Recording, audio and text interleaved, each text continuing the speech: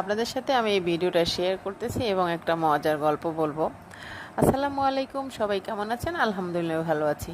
তো আমি বাজার থেকে শাক কিনে নিয়ে আসছিলাম। তো শাক যেহেতু ভাজি করতে কাঁচামরিচ লাগে, বা ফ্রিজে দেখলাম কাঁচামরিচ শেষ হয়ে গিয়েছে।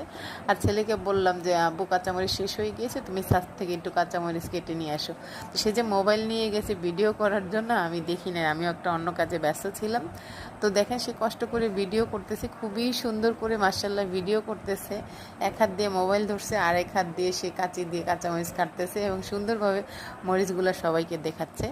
সে তার মার কাজকে খুব অ্যাপ্রিসিয়েট করে এবং সে খুব আমাকে সাহায্য করার চেষ্টা করে সব সময়। যে আমি যদি বলি আমার ভিডিও করার ক্ষেত্রে কোনো তাকে হেল্প করা প্রয়োজন, আলহামদুলিল্লাহ সে খুশি মনেই করে।